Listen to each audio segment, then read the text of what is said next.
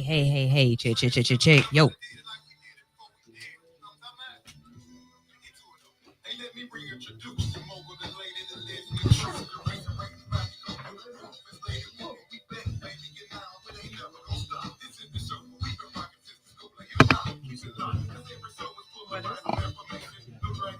The code.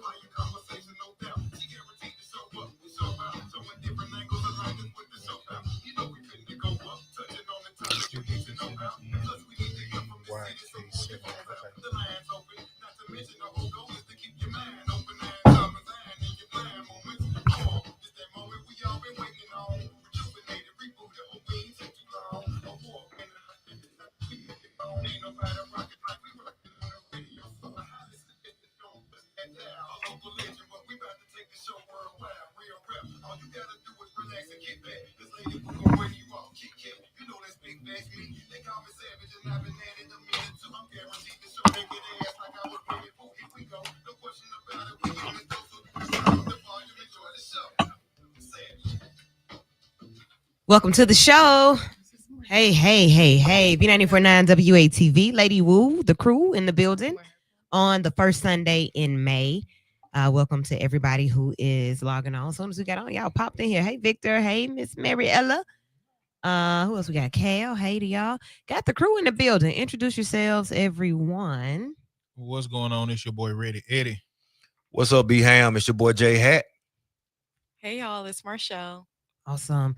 So the first Sunday in May, we are here with you on the air. I just came in from a evening in the city. So sometimes I'll go ahead and go to another event. It's kind of awkward to sit in the crowd and like not be hosting or not be on the stage. So when I get a chance to, I try to put myself in those spaces. So it's good to see everyone that I saw out this evening. Calvin Richardson was the headliner, and Deidre Gaddis, the Connection Band. Somebody else, I saw another lady playing the flute. I hadn't met her, but I saw her. She was good. Good times in the Magic City. So we already know what the summer is going to look like with festivals and being outdoors. Y'all know we like that down here. Outside. Yeah. Auntie went outside. I will say, y'all be so country in Birmingham. Oh, I just wanted to say it. Okay, had to get it out. I had to say it. Y'all be country. Okay. What did you all do this weekend? How was your week? What did that week do? Week was pretty chill, standard. Just work. Okay. And chill. Okay. All right. No commotion. No highs and lows. It's pretty balanced. Okay, Eddie. Yeah. All right. Yeah. Rochelle, what you do? You been MIA. Yes, I came back from Miami last Sunday. So I feel like I spent this whole week trying to recover from that trip. And I finally got enough rest today. Okay. Yeah. Miami. That sounds good. Okay. Yeah, same thing. A little working, a little meeting people out on the scenes. Okay. Checking around the city. So good stuff. Okay. Yeah, I think the same. Making some moves, getting Hill on Wheels on the streets. That's been one of the big things to get ready for. So looking forward to working with Birmingham Parks and Rec to be at some of the safe haven spots in the community. With Hill on Wheels. So that was something that happened this week. A couple other things. I can't remember what else. I got to start writing it down. So yeah, for all of you tuned in, what was your week like? What did that week do? How did it fare you? We're already here at another week, the first week in the month of May. Mental May is here. It's upon us. And there are a lot of things that will be happening. Small Business Week, like I said, kicks off this week. So if you have a small business, you want to open one or need to learn more, there are so many events going on throughout the week. A lot of them are during the day. But check out Prosper. I think Prosper sent most of the messaging out. So go check that out. So that you can know about all the events that are happening. So what else has happened? I saw... Okay, well, let's start locally. Let's see. Did anything interesting happen locally this week? I heard Lil Wayne was here. Lil Wayne was here last night. And everybody was there. Everybody was there, but then Desi Banks was here. People were there. There were a lot of things, and that proves that people in Birmingham can do more than one event at a time. Okay. Because that was always a thing. Like, you competing with everybody else. There's a lot of stuff going on. So it's options. All crowds don't go to all places. So right. That was packed. I'm trying to see what else was happening. I think both of those shows were happening at the same time. Yeah. So, okay, 2 different crowds on those. What else? What else happened in the city? Anything? Oh, the waterworks. Yeah. It happened. It happened. It went Dang. all the way down. Yeah. So do we want to talk about that first? We got to talk about it. Man. So the whole thing was, like, like we talked about it last week and getting ready for it, like gearing up to talk about what was going to happen with the Waterworks Board and call your people and tell them that we don't want to see this happen. And that's what we were talking about last week. But it looks like that didn't matter, huh? No, they had a plan. And it went down. It is a takeover of the city asset. So 7 seats. I think the city will appoint, Birmingham will appoint 1 or 2. 2 other counties will appoint 1, and then county commission. Yeah, and then is it the state appoint 2? State governor and the lieutenant governor. Yeah, like what? It's crazy. Well, it's a money game. So the city, it's a $5 billion asset loss. $5 billion. Yeah. Billion. So, of course, one of the largest in the states as far as assets. Number 5 nationally. And the 30-year project, they succeeded. And in my opinion, it's just an extension of Pennsylvania Avenue. What you mean? Like playing Monopoly? Just taking over. What's happening at the White House? Just Project 2025 is in effect. So last week I was trying to figure out if we dove down the rabbit hole, what's really in there? Is it a financial piece? Is it like private pocketing? Is it like, what is it? What is what was the fight about? Well, the bill is hard to swallow because the bill is insulting. Because we don't have no water. You swallow the pill without no water, can you? It's really insulting once you read the language. So SB 330. And then the House passed the version of it. So basically, the commentary of the bill makes it seem like these people were incompetent. It did. Okay. You got it in front of you? Pull it up. You can pull it up. Because I want to read it. Yeah. So the language from this brother from Mountain Brook and Jabo and others. So the language reads as if the board is incompetent. The language reads as if the quality of services has diminished. And we know that Birmingham has a very good water quality. Yeah. So water quality wasn't the issue. So now you raise the question, what's the real issue? What's your real problem? And they talked about all these complaints and things of that nature. But to me, in my personal opinion, after reading it, I think a lot of it is more historical than present. And I think you just wanted to do it because we got to come over the last 9 months. Yeah, over the last 9 months, the board, this current board, has really gotten a hand on it.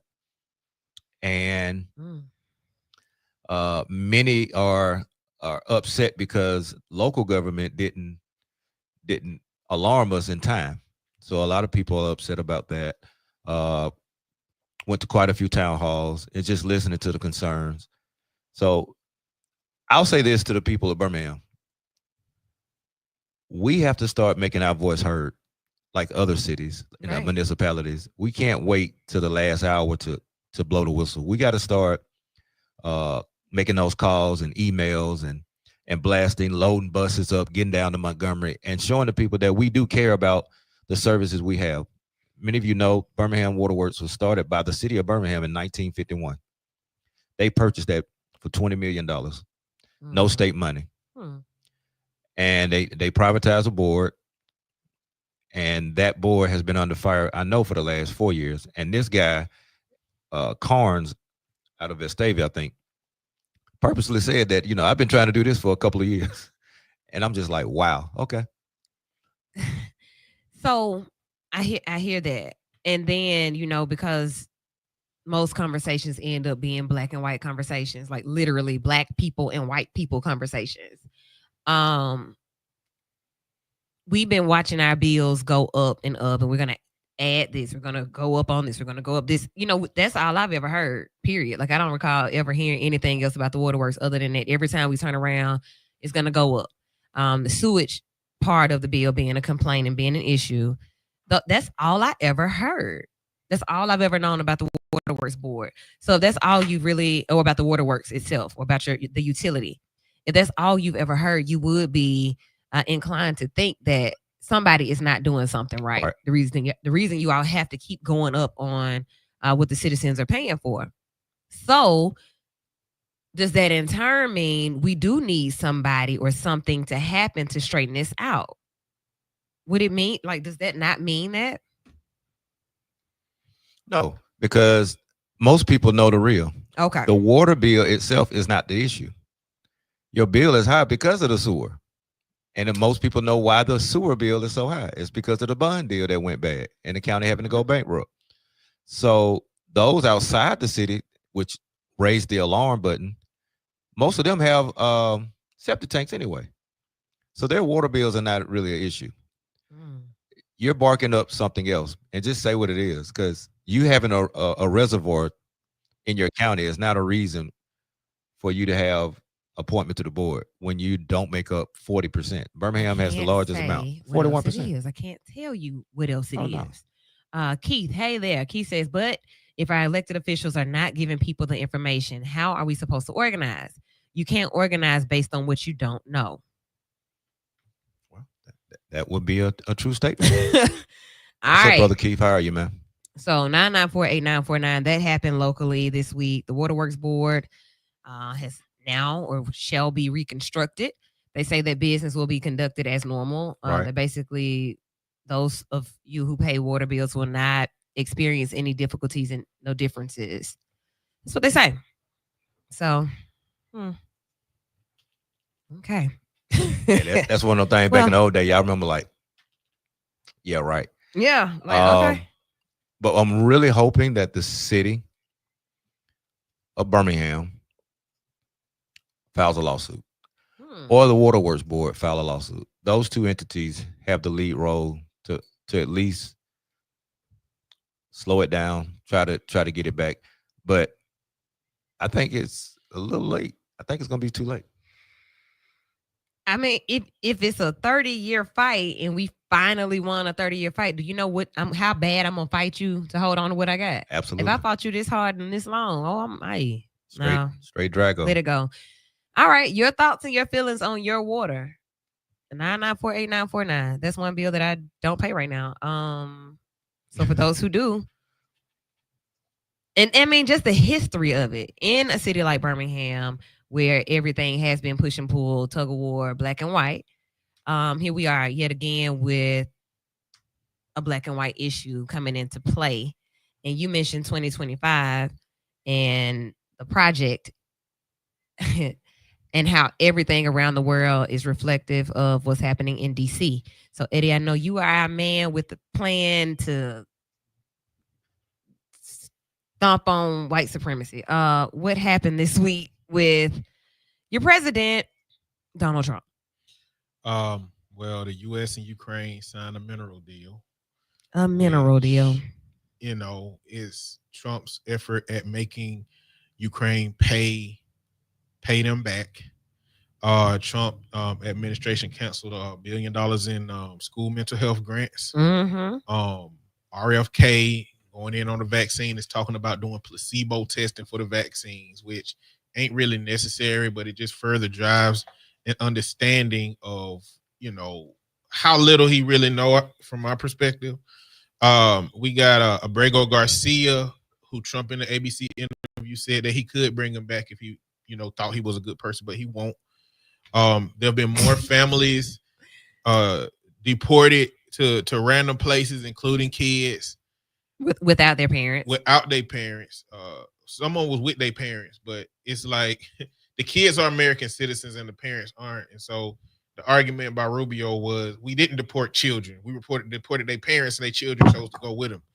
And it's like how are they really going to continue to this gaslighting at its finest? Just be quiet like every other old administration. Don't say nothing, because what you're saying is really equating to you playing in our face for real. Mm-hmm. And dealing with the tariff things. Trump just been lying, saying that he been talking to Xi Jinping, and he ain't been having no conversations with him. they ain't been talking. Because if we don't know nothing else, after these tariffs were released, they talked about they came out and told the world what was going on, and they continue to tell the world what was going on. So they hadn't talked. And okay. So this is pretty much same show, new episode on the Trump administration. They just doing whatever they want to do it. Okay. Did y'all see where he signed an executive order to try to get rid of PBS and NPR? Yes. That was sad. Yes. I don't like that at all. And PBS and NPR are two standards in broadcasting. Educational, person-centered, fair, balanced reporting. And these are two entities that he feels like told falsehoods about him, or that's fake news, false media. Yeah, so he doesn't want to fund that. We're not going to fund biased media. Did see that. Trump also asked if he has to uphold the Constitution. He says, I don't know. So y'all know I told you I watch Meet the Press every Sunday morning. And it was an exclusive interview with Kristen Welker this morning. I don't even know why. Like I said, that was a waste. It's a waste of TV time to interview Trump. She went to Mar-a-Lago to interview him. So you're on his turf interviewing him about what he's been doing in these 100 days. And everything she said, he cut her off. He's very combative. Just answer questions, do the interview. But this dude said he doesn't know if he has. He asked, "Do I have to uphold the Constitution?" Ain't that what the whole job is about? That's what you took an oath on. That's the main thing of your job, is to execute the Constitution, to uphold and execute the Constitution to its fullest. Okay, well, let me. When Trump say that he don't know, he fully know, and it's in the wrong direction as far as on our behalf. It's not good. He 100% knows, and he's smart enough to be problematic. Like, he's smart at being problematic, and so these little hints he's giving, it don't be a surprise when he do something, and he keep doing these little bitty breadcrumbs of I'm finna do some nonsense, and then he do some nonsense. Well, let's see what he said. Let's see.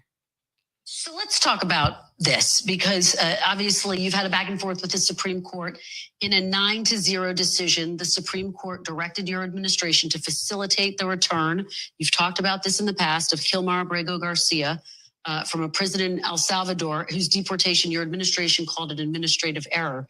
You said in a recent interview you could bring him back, but you won't. Are you defying the Supreme Court? No, I'm relying on the Attorney General of the United States, Pam Bondi, who's very capable, doing a great job, because I'm not involved in the legality or the illegality. I have lawyers to do that. And that's why I have a great DOJ. We have a great one. We had a very corrupt one before. Now we have a great one.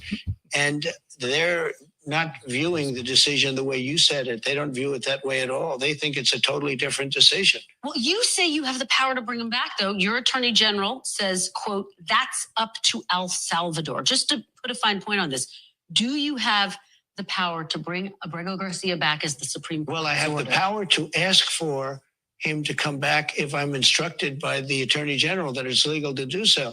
But the decision as to whether or not he should come back will be the head of El Salvador. He's a very capable man.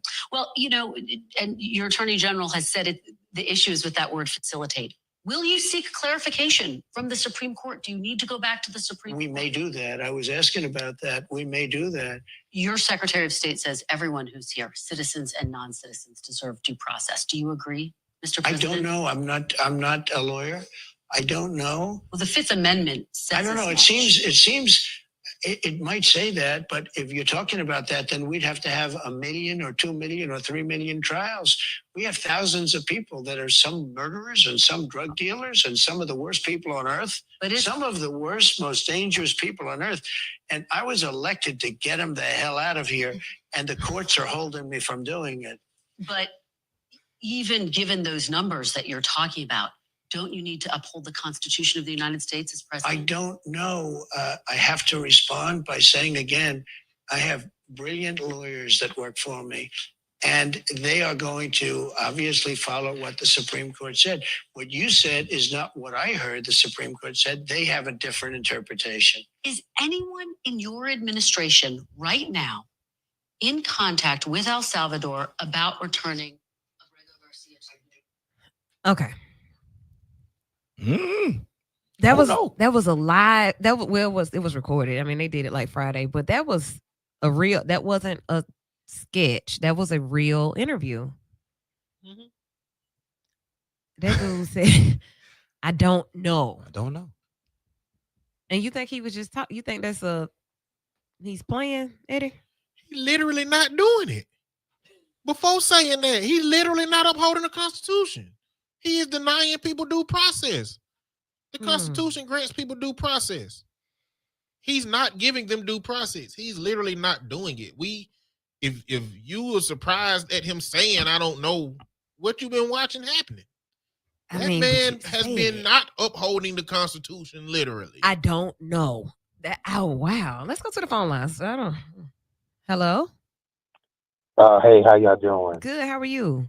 Yeah, this is Keith. Hey, Keith. So I was actually in Montgomery when SB 330 went through the House and the Senate. Mm-hmm. So I'm just going to kind of give my eyewitness account on what happened. Okay. Okay. So basically, everybody in the Senate has voted on it, with the exception of 5 people, because there's 35 people in the Senate, right? Mm-hmm. Okay. And so we got 2 Democrats in Jefferson County from the Jefferson County delegation. They voted for it, and 1 abstained. Okay.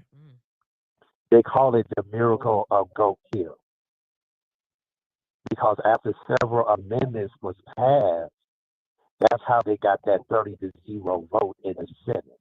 Okay. Now in the House, they had several amendments that was denied.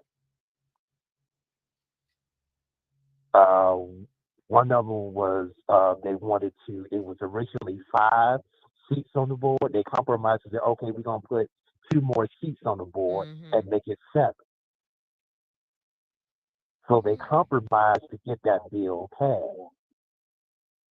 You know, but in the House, every attempt to find common ground was denied, and they passed it as is.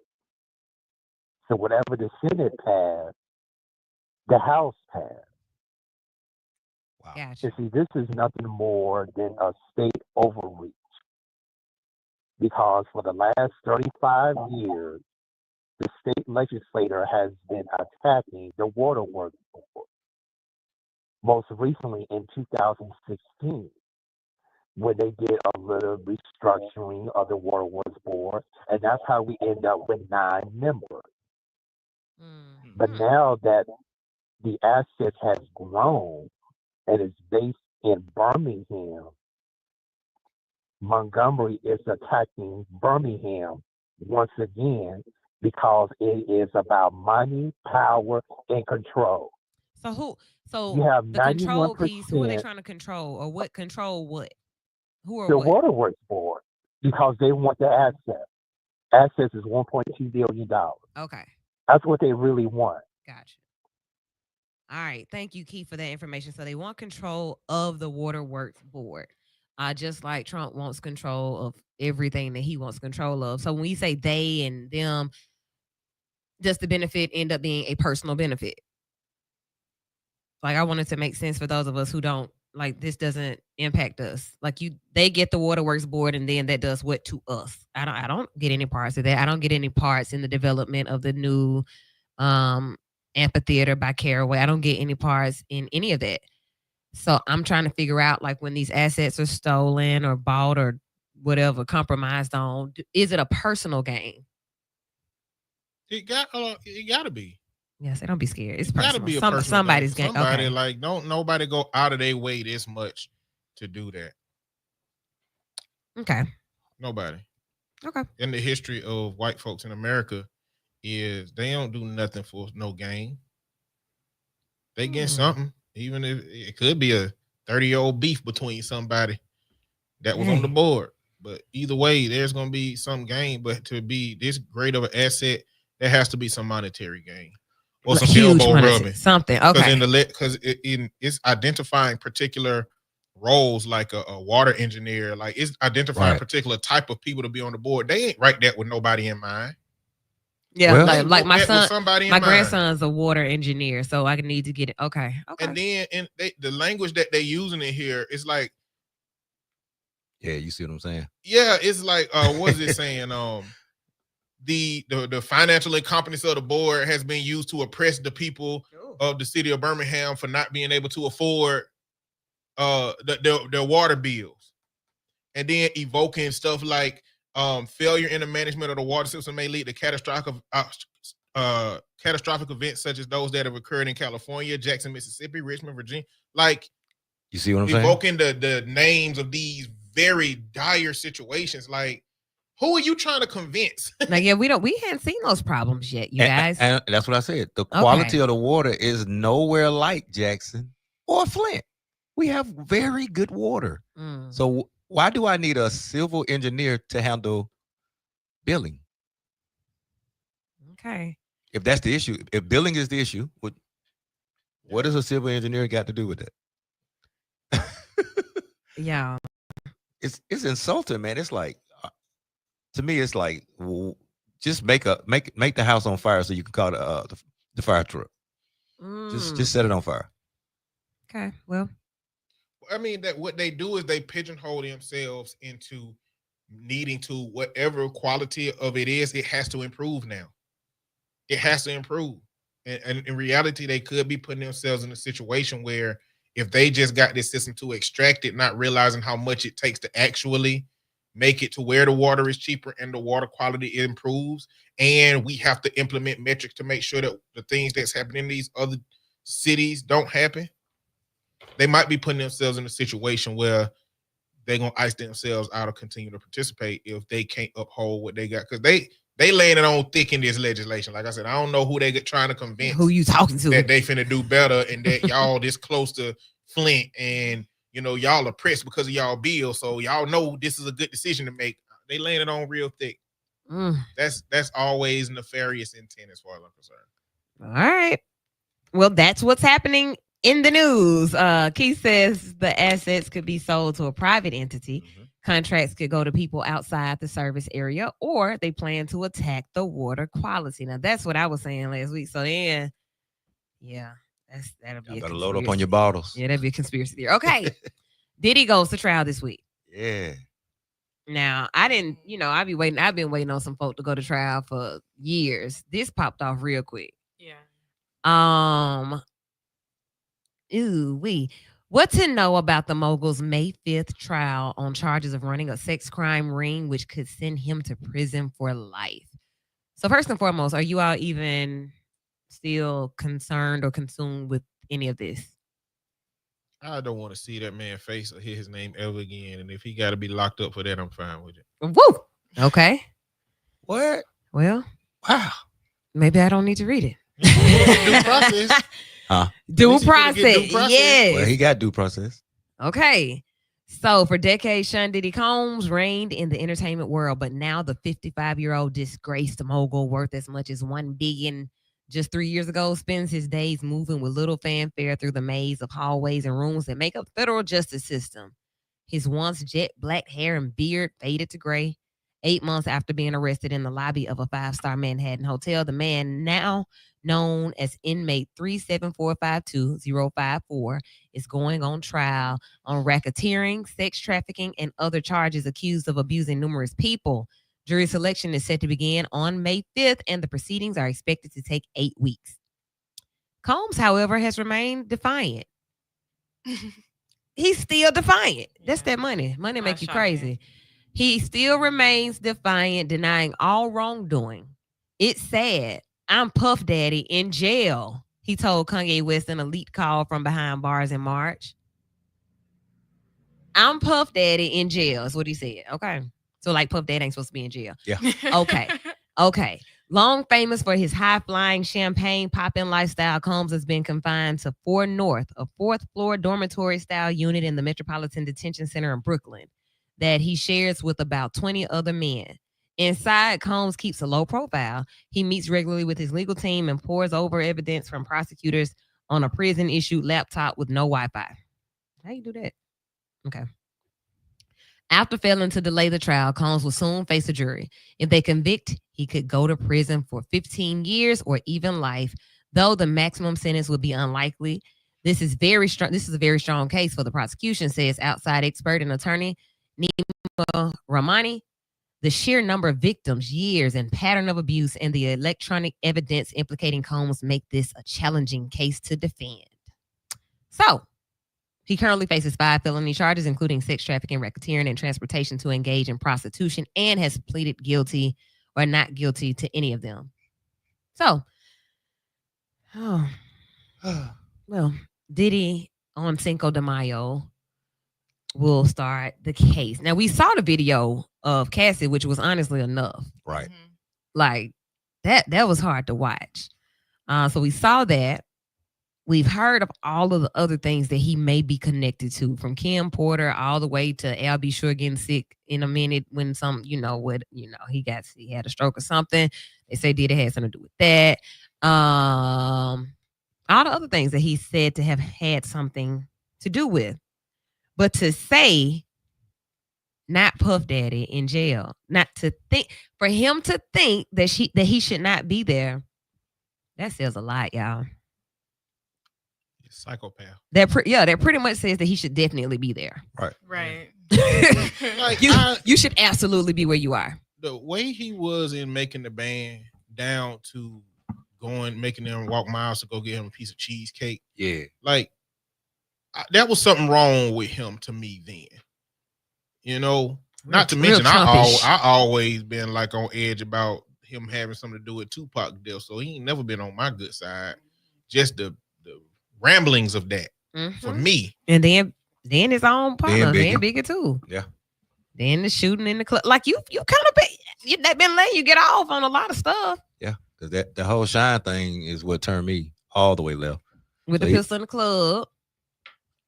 Shine. Turn Shine into a diplomat. I'm talking about Shine is the mayor of a city, Belize. Yeah. Man. So, okay. When people talking about consequences, when you do things and your actions catch up with you, and you have an attitude that says that I hadn't done anything wrong, I shouldn't be in this predicament. What does that say? It says that you are not interested in accountability. You think you should be able to ride above the laws. You have thought too highly of yourself for way too long. Mm-hmm. Way too long. And people have been enabling it for years. That part. Probably out of fear and just not wanting to get on his bad side, all types of stuff. Even if it's with fear, there's a lot of people who, with the R. Kelly situation, a lot of people like, this is the last best job you ever gonna have if this person go down. And a lot of people be looking at their own livelihood in that situation. Yeah. Yeah. And like, what do you say in situations? Okay, so like when you're in situations where you work at a place or you work with people or you are like directly connected to something and I know this is wrong. I know gosh, I know it. But you don't say anything. Have all of us been in that situation? Mm-hmm. Mm-hmm. Yeah. It's like like, dang, I need to and since it is Mental Health Month, we can break it all the way in. We're going to. Because it's there. Because, y'all just listening to what we're saying about Diddy and then like thinking about it in 10, 15 years, if Trump is still living, I could see this being a Trump situation where you're like, this time you will not get off. He got off and ran for president again. And just seeing those type personalities in leadership and having so much power and control, like he said, and how that, I mean, it's mind blowing. Yeah. It's called Above the Law. I'm Puff Daddy. I'm P. Diddy. This man said it. He said that from behind bars. Yeah. I shouldn't be here. And money will make you do that. but a lot of times it's already there before the money comes, and the money just exposes or elevates what's already in you. So when you hear the people talk, especially like the interviews, you hear Jaguar and others just talk about the old days before, you become the billionaire you are. Hey, I don't know what Jaguar count. I well, she's counting right now in my book because boy, she's been blowing that whistle for a long time, and everybody pretty much dismissed, thought she was a mad lady. I mean, true. I don't know that it means she ain't a mad lady. Well, But Talking about Jaguar, right, y'all? Yeah. she's a mad lady with truth. So let's break it down. Okay, so we're digging into this. When you're in a situation or you're around people, even if it's in your friend group, and you have a friend that cheats, like a serial cheater. Every time y'all go out, your friend getting with somebody else, and the partner, like their partner, and it's your friend. How do you play that?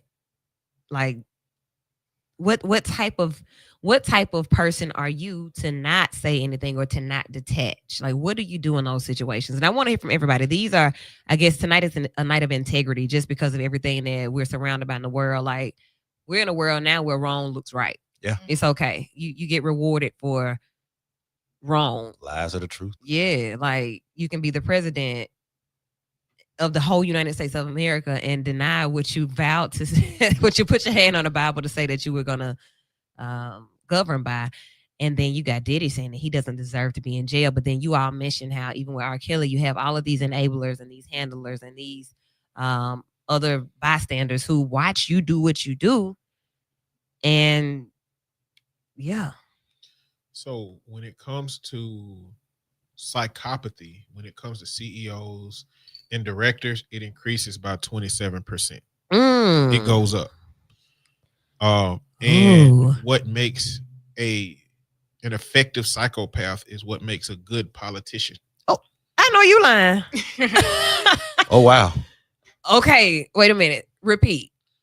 What makes an effective psychopath is what makes a good politician. Uh-huh. Not good for the people, but good for the system. If you think about psychopathy, one, you have to have this tunnel vision for your goal.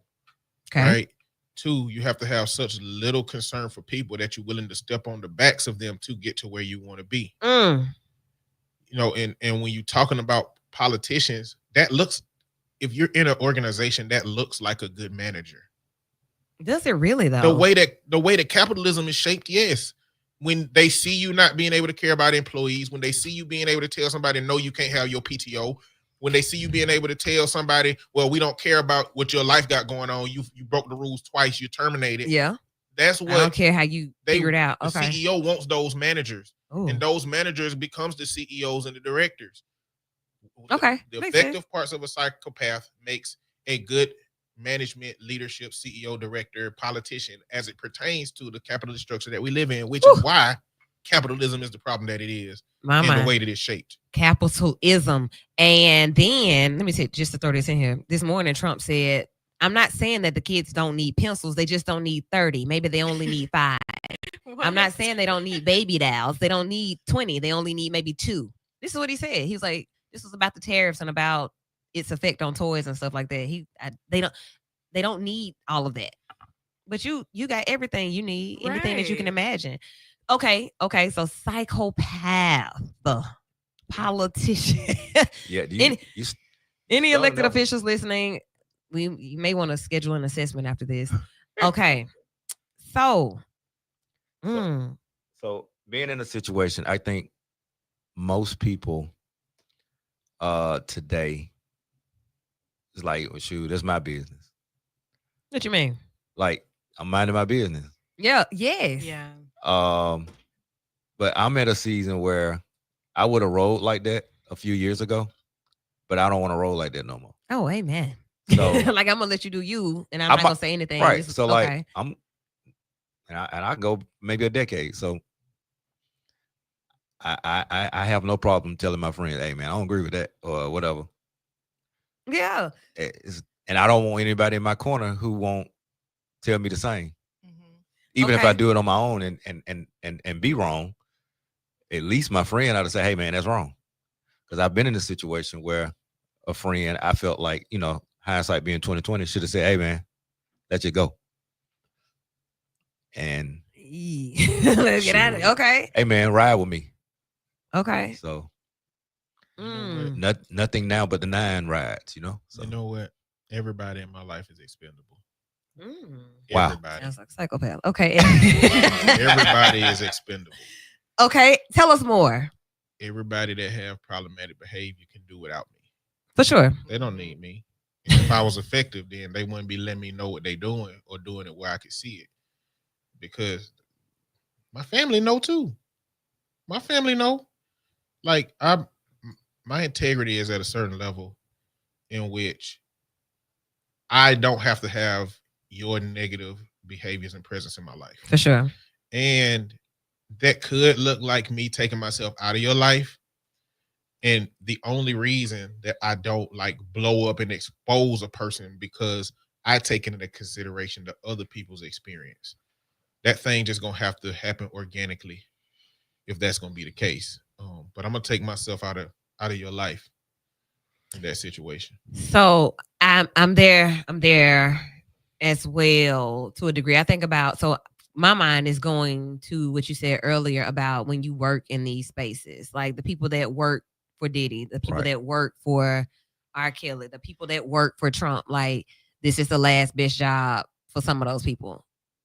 And I can't see myself thinking that, but typically if I'm in a job or if I'm in my field of work and I'm doing a job, I can get another job, but I like what I'm doing here. Right. Especially if it's easy money. Right? I like what I'm doing here. So I can see things, I can know things, I can hear things, but I may choose just to do my job because I know that at the end of the day, everything comes to an end that's not right. Yeah, but but in the same vein, in this situation, Yeah. I could have never been one of those people. That knew that he beat Cassie up like that, or I knew could have that. never been one of those people to go get no kids and underage Oh, people. yeah. I could have never. Neither one of those guys, the Kelly guy or the P Diddy, like me. No, the way I'm wired and set up, no, I could have never been that dude. And then come out later on and do a documentary and you telling the stories after the fact. Yeah, Bro, I why could you? never. Yeah, I don't work there no more. Oh. So, listeners, I see you tuned in. Situations where you watch wrong happen. And like, what does I'm curious because we're watching a lot of wrong happen, and the people that are speaking out against the wrong are being arrested. All types of things. They're suffering at the hands of evil, I guess. You're arresting judges who are saying that you're not giving people due process. You're arresting them because you say that they think they're above the law. And then those who worked for Diddy, worked for whoever else, anybody else, Epstein, whoever else, they end up finding other jobs, I'm sure. Doing something. Maybe. I'm sure they do, right? Yeah. Living off the hush money Okay. that you Yeah, because you have to do, like, something has to happen while you're doing what you're doing. And those NDAs too, they make them sign those. That's why I don't sign them. Look, you mess me up, I'm gonna have to mess you up. Right. I'm gonna tell. And Diddy got a record of trying to harm celebrities. Imagine to no name somebody that's underneath that we don't know the names of, that he done made their lives hell. Yeah, I told you, the whole thing about Al Shore is that after, I have to go back and see exactly. What was it, Kid Cudi? He blew up Kid Cudi's blew up his car. Yes. Had the security hang Wale over the balcony. Yeah. Do we Like- believe these things? Kid Cudi did Yes. say it. Yes, after he made them Blew up folks his walk car. around for that cheesecake. Now we believe it. And that was on TV.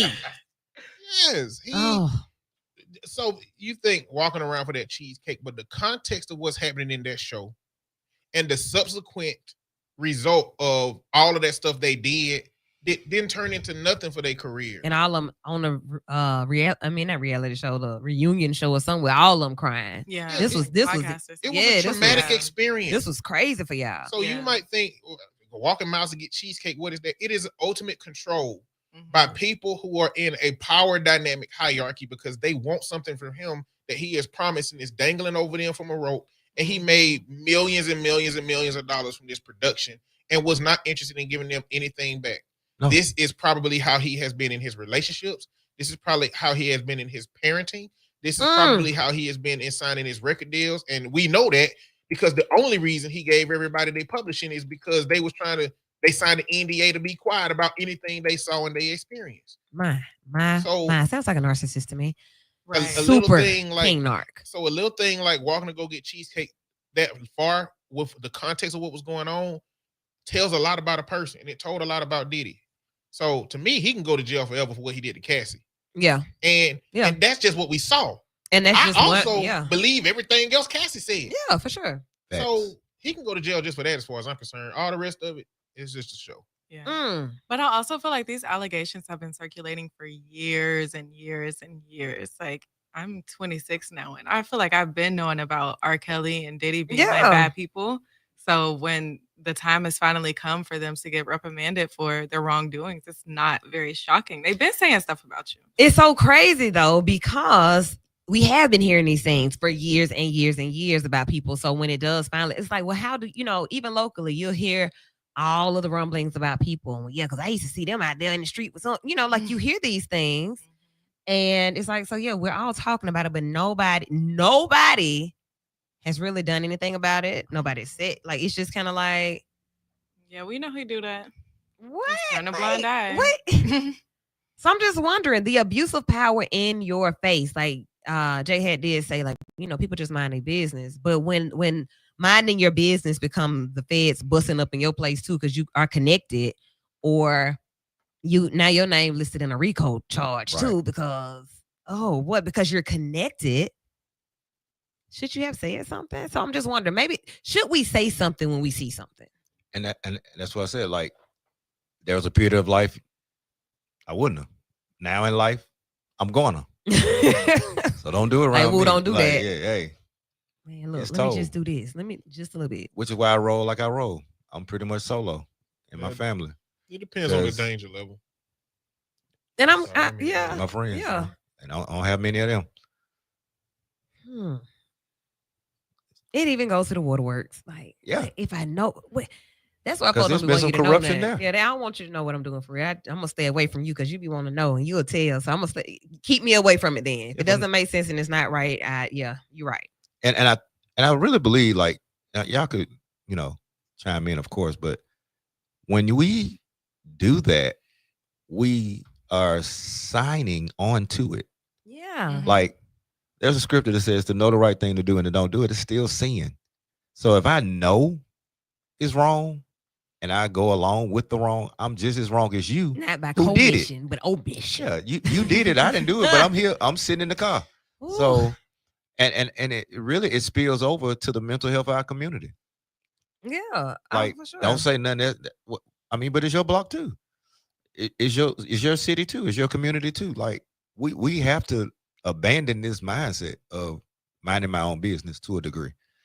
We got to start saying something that we see when it's not lining up with principles. Okay, but then I say something and I'm not protected and I end up murdered in my workplace. We just heard about that in one of these cases that's going on now, because I did see something and I did say something, or I was going to say something and somebody decided that they didn't want me to say anything.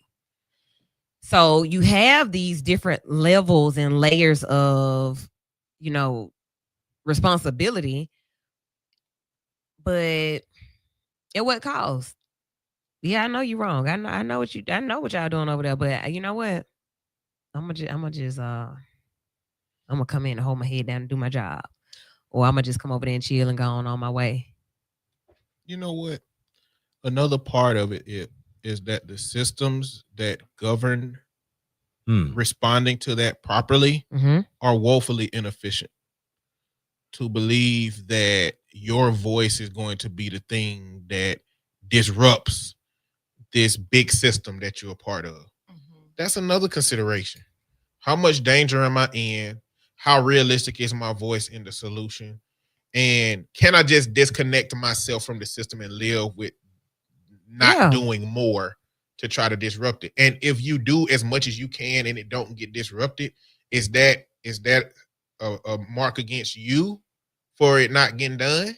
How far do you have to go to try to get it done? Do you got to put your whole life on hold and picket fence and campaign? It's levels to this, but one thing about the human experience is that we are always going to face different measures of how we address our own integrity, our own morals, and our own ethical expression of the world around us. Yeah. How much are you willing to be a part of when you know that it's wrong or that it's problematic or it's causing others to suffer? Like when you hear about organizations getting billions and billions billions of dollars, as Donald Trump says, billions and billions of dollars, and you hear that the CEO bought a jet or took lavish, you always hear that they took lavish trips, or they did whatever they were going to do with the money while the community that was supposed to benefit still suffered. You Right. hear that all the time. But it's like when that's happening, you know that people see it happening. So who says what? Or like what's supposed to happen? Nothing. You just kind of wait until what? How does it go? And I think that's what we're seeing happen to the United States of America right in front of us. Right. It got to get bad enough. Now, fascism don't last long, but the thing is, it changes the foundation of what you lived with for so long that it's hard to get it back to how it was. And the people who have been complicit alongside that, without doing anything, are still going to be the people in leadership after that go down. So how do you even hold those people accountable for their inaction? Like holding up little chalkboards during the president's speech, Like, ain't gonna get what it. are we doing? We done seen them wearing kente cloths and doing all this performative stuff, but like, what do you really do? That is the question. What do you really do? And so we broken it down on a day-to-day level, all the way up to a governmental top of the chain level of what Doge was created for. Woke, what they say, woke and not reckless. Yeah, it was reckless. I think that was the other word. Reckless spending and usage of whatever resources. So we've seen this across the board. And the question is, at what point do you stand and say something or do something? And I'm just wondering about that. Just curious, because so many things are happening right under our noses, right in our faces. And the most we can do is get on the radio and talk about it on Sundays. That's it. That is crazy. I want to do more. There was a time when I wanted to do more for real. Like I want to, I really don't want to be, I'd hate to be victimized. I don't like to feel like a victim. I don't like to be played with. Don't play with me. And especially when you're playing with me in my face and insulting my intelligence. Like you said, that bill read, it was insulting. Don't do that to me. Don't do that to me. That makes me want to go join the military. I'm in the military now. So yeah, don't play with me. And that's just kind of what I'm wondering. Like, at what point do you stand and say something or do something different? If you're a governmental employee and they say, hey, you got 2 days to turn this report in saying whatever you did, what you do, boom, I ain't doing it. I quit. Is anybody in a position to be able to do that, to really stand against the authority, the patriarchy? Yeah, they got a choice. Are you willing to make that hard decision? And so I'm one of the people, like, I remember this, talking about COVID, right? Mm-hmm. And we were taking a vote as a group of coaches on whether we should or shouldn't. And I was like, man, I would never be able to live with myself if one of these players or one of these parents die. Out of all the coaches, it was 3 of us that stood on that business. And so when that parent died, I was out. That was my last day. Okay, what was the choice that you had to make? Are we gonna be like keep playing or not, or what? Some districts, some schools didn't play that year. Okay. And you all chose to. Okay. All right. Yeah. So I'm standing until I'm telling you what my stipulations are. And if this happens, I'm out. That is one way to go about it. This is how far I'll go. So imagine, Eddie, that you pull up to my house and I got 10 people in the Hill on Wheels van. 10 people. 10 people. They in the van. Have you kidnapped them? They ain't getting a session. They About to ship them out or something. Trying to take them across the border. Something is crazy about this. Yeah. Yes. And you pull up and I don't get out. I just kind of roll the window down and talk out of the top of the window a little bit. And they may be knocking a little bit because they're nervous. I got them scared now. They know don't make too much noise. But somebody's doing enough for you to know there's some people in there. What you do? You expendable, Woo. I thought I was your girl. You are until that. You is till you ain't. So you immediately call the police. I don't know if I trust the police. Dang. I don't know if I trust the police. The police is gonna get them out of your van and put them in their van. Oh. Yeah. The world we live in. Tonight's conversation, yeah, we're talking about integrity, abuse of power. How much do you take before you speak? And then we're going to tie all of this into Mental May. Yeah, I just think, man, people take it into some that they don't particularly get their way, and then that's when they spill the beans. That's how I look at it. Like, I'm riding along, as long as you feed my pocket, paying my bills, or whatever the case, as long as I'm getting something out the deal, and the moment you don't give me what I am expecting or requesting, you already know what the deal is. Okay, I got 10 people back here. I'm getting $2 million, and I promised you 200,000. You don't know where it's coming from, but you just roll up on me and see these people in the back of the van. Yeah, people who move by money, they gonna ride on money. Oh, Some people don't have that money foundation no more. So, like, once you get past that, where it don't matter about the money, and it's more about your values, your principles. Hey, you can keep that 200. You got it. Is it cash? Is it in the suitcase? Oh, hold on. Now we got a little shakedown over here. I mean, I'm gonna take the suitcase and flatten them tires. Okay. And let the people out. Your muscle gonna have to come get me at that point. But I'm gonna add something to what I'm saying. I would like to be expendable for y'all if I'm moving crazy. Yeah. I would like to be. I surround myself with people that I think make a quality of decisions and discernments that I need to be held accountable if I'm moving wrong. So I would like to be able to be excommunicated from y'all life if y'all feel like what I'm doing is problematic. Yeah. It's not a one-way street. I want to be held accountable by the people in my life. Right. Whatever that looks like. Okay. You singing at Aaliyah right there. That's one in a million. Yeah. You just don't get that every day. Nobody likes it. No, not at all. And you think about that interview that I played the snippet from today. That guy showed you, no, I don't do wrong. Like I cannot accept it. I don't do wrong. And I think about how many people I've run into that just completely lack they don't even have an idea of accountability. Right. Like nothing, none whatsoever. We're going to continue this conversation after our break. We'll be right back. You're listening to the show on V94.9 WATV.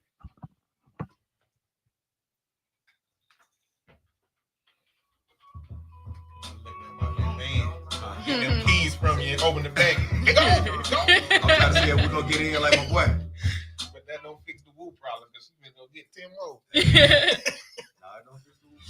V94.9 WATV is getting ready to change your future and find your more than job. For more details, I would have to keep working. W235BS Birmingham, WATV Birmingham, a Courtney French Broadcasting Company. We in the all-new V94.9 WATV, and the V stands for right. Whoa.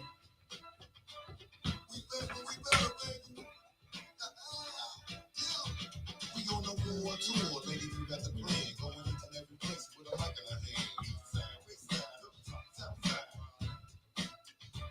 We on a war tour, ladies, we got the plan. Going into every place with a mic in our hand.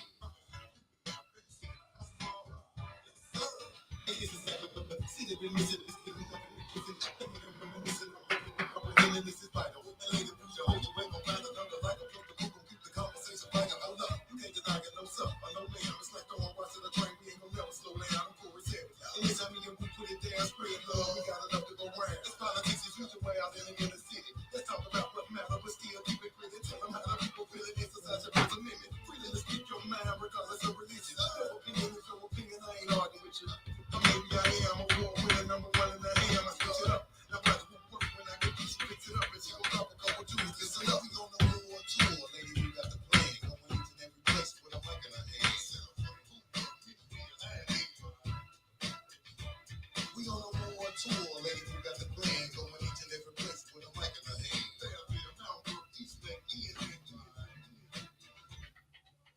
Welcome back to the show, second hour, right here on B94.9 WATV. I am Lady Wu. Got my people with me on a Sunday evening. Y'all having a conversation about morals, integrity, validating wrong behavior. Coming off of the beginning of the show, talking about your president, Donald Trump, and he is basically unaware if he has to honor or keep the Constitution or whatever he's confused about. Had that conversation that got us here. Diddy goes to court tomorrow. That helped to get us here. And it just opened up the door for being around people who may do wrong or involved in situations that are problematic. And we hang around. We let them do it. And then when they get caught, oh, now we want to talk and tell everybody good. Because I saw it. I was standing right there. They used to do that all the time. They used to be back there doing that. And I ain't never say nothing because, I ain't know exactly. But I sure did used to see. Shut up. Shut up. Because when it mattered, you ain't say nothing. Don't say nothing now. So, what keeps you quiet? I gave an example, very much an example. I don't even have 10 people that I would care enough to be in my vehicle. I don't like when folk ride with me, so I'm definitely not gonna put 10 of y'all in there. But just an example, I put 10 people in the back of the van. You don't know what I'm doing with them. They don't even look like us. That's the other part. Just some people. Well, what are you doing with these people? They all got on white t-shirts. Girl, what is this? Eddie, get out my window. And I'll talk to you later. And I roll the window up and I pull off. Another situation. They say you go to church, the pastor is asking you to tithe and teaching about tithing and prosperity, and you're giving your money. And the church got a leak down in the fellowship hall, but the pastor just bought a new Rolls Royce. Okay. But nobody really said anything. Y'all still go to church. Okay. All right. You work at a nonprofit that is supposed to give families some type of incentive, something, whatever they're supposed to get. But you see a coworker walking out with whatever the resource is every Friday evening. Like them cakes from the kitchen crew. Yeah. They stay after work, make sure everybody gone, and they get a couple of boxes of the resource that, what do you do? What keeps you quiet? Today is a lesson in integrity and just thinking this through, because we're watching it happen every day where you don't know who to trust or what to believe, what you see. Like, what do you do? Welcome back to the show. Why do people stay And problematic? Yeah, in situations where the feds could come in here at any given moment. And so again, I don't think people stay mute. I just don't think they tell them. They tell everybody else. It's Right. always the silent or the quieted conversation, the water cooler conversations. Yeah. Afterward, go have a drink and dog out the Girl, people. did you see? Yeah. And so, but it's so much easier to just to talk to the person. But again, it's a reason you don't talk to the person. Okay. Because we go back to what Eddie was talking about. They crazy. You're a psychopath. They crazy. So I'm trying to tell you something. You look, your mouth twitching. You about to, okay. You know what? You say something about the pastor in the Rolls Royce, he do a video about you. Okay. Or he do a sermon about you. We talked Oh, about wow. that. Yeah. Right? So now you get blasted and you sitting in the congregation looking like, what? You say something to Diddy, you off the show, right? No, off the earth. Or you Unearthed. or you unalived. Okay. And so like, I guess you sit there and you wonder, does at the end of the result, is it worth it? Is it worth it? Again, if you're one of them people that those other things matter, then it ain't worth it. For the vast majority of people out there, it's not worth it. I'd rather just keep it moving. I tell my significant other, tell my spouse, tell my partner, tell my homie. We'll chop it up over dinner, but you tell them you don't know. Like, you don't know. And nobody's going to lose their life over the water cooler, the leak in the floor. But to participate is a whole different level. Right? Okay. So like, I think, like, I'm not finna go pick up Lil Honeydew for Eddie. I'm just not finna do that. Like, like, bro, what did you just ask me to do? No, not me. Okay. And a lot of people don't even come to me with it. That's why I know how I walk. People don't even come to me with that type foolery. Same. So Okay. if they come to you with it, you must be BFI. Okay. Okay. And that is on a personal small level. Like in smaller, like a friend. I had a friend that had been problematic since the day we met. And we were friends over 2 decades. Problem child. And there would be time, there had been times before where you do way too much. And I cut off and didn't talk to her for years. And you pop back up. We kick it a few more years, and no, see you still what Eddie said. I got it. And Expendable. yeah, and that was just it. No, you got to go. Not only are you bad for the brand, you bad for you just bad. No. So sometimes, when it's easier, when it's more of an isolated situation, like a friendship or a relative, yeah, you can cut those relationships off.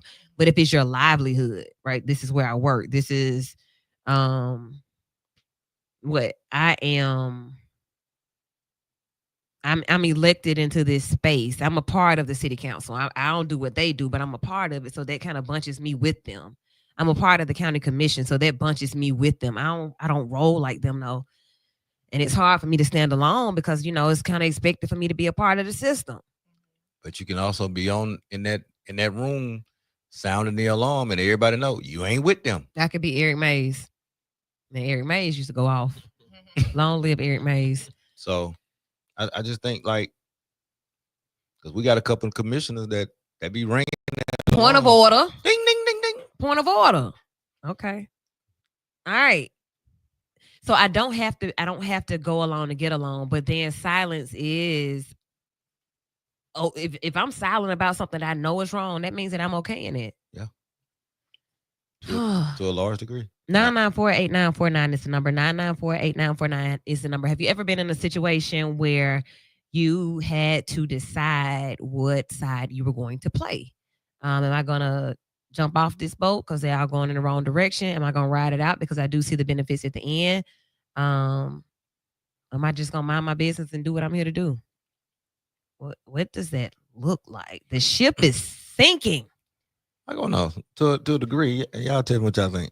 It's so bad in the world right now. It's like you leave this place to go to the other place. It's the same thing going on at this place. So it's like everywhere. Yeah. I think for the most part, you just have to use your intuition and figure out how deep it has to get in order for you to feel like you need to leave or say something. But up until it gets to that point, I think it's just kind of something that if you feel okay with dealing with it, you kind of just have to deal with it. Because like he just said, like if you go from one place to the other, I mean, look at who the president is. Yeah. It's like it kind of doesn't matter these days. Like between right and wrong.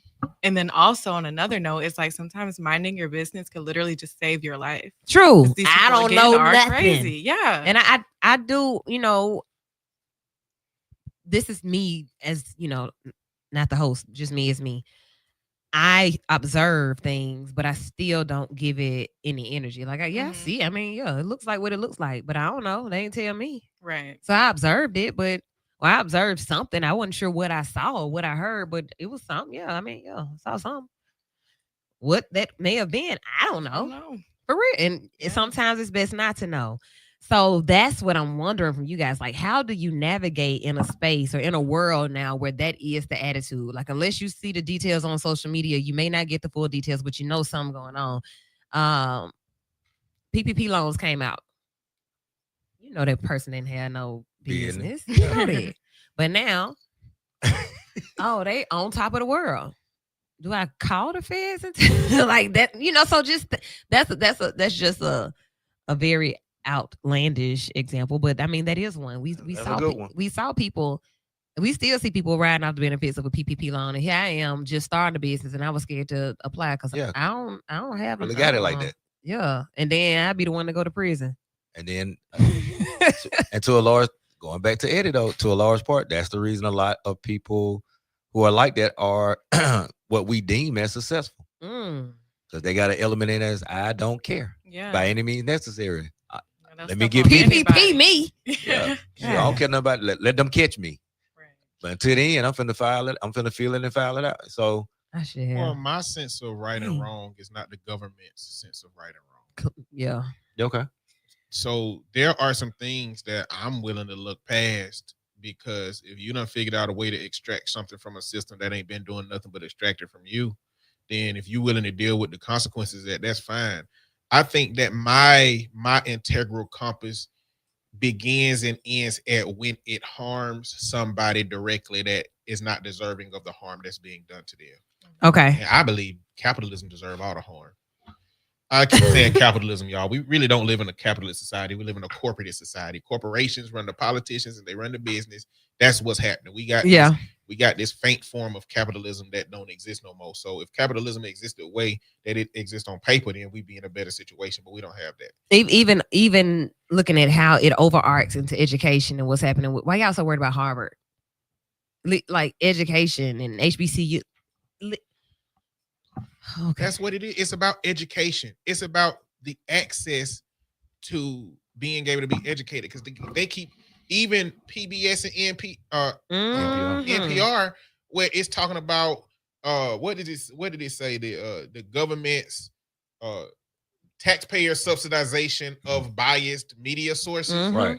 Biased just means not mine, right? Because they trying to bring more conservative biased voices into Harvard. They're trying to bully these universities into putting more conservative voices and having more conservative media. See, he got YouTubers in the media room.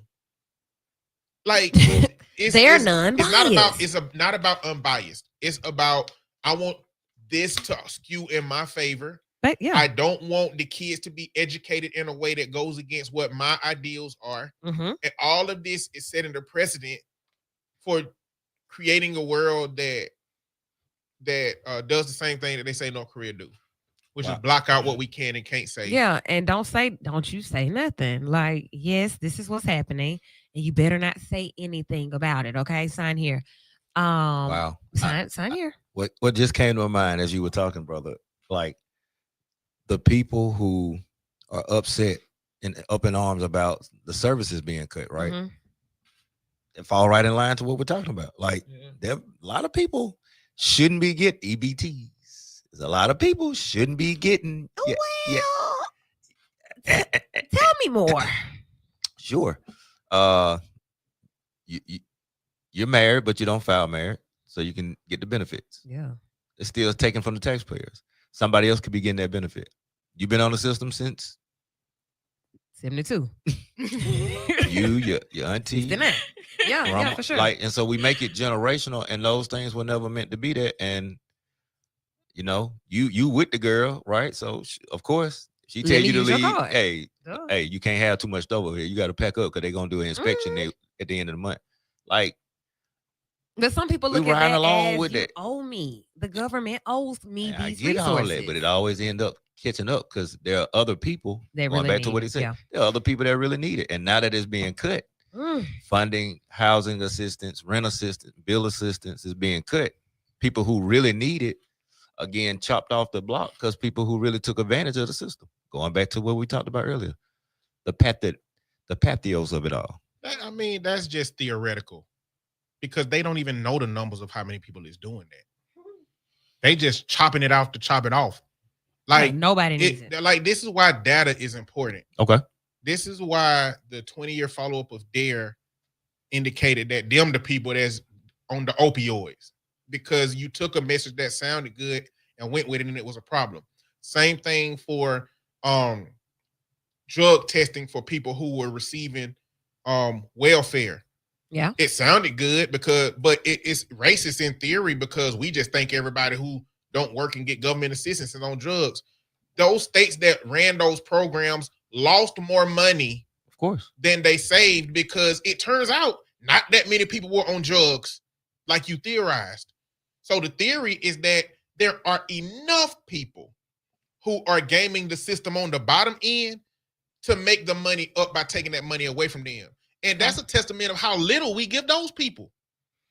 And so you're not finna tell me that somebody who filed differently on their marriage thing to get the benefits is different than those several companies like the Green Bay Packers and all these other companies that also file for the PPP loans. Companies who bringing in money hand over fist. That they were able to protect their paycheck. That's what that was about. PPP, paycheck protection So yeah, they had it. They had Lakewood filed for it. All of the big Smash Burger was all another of one. them. And you telling me that Brett Favre walking around free around here? Brett Favre ain't in jail for all that Medicaid fraud that he did. And I thought he was going. I know they ain't let him off.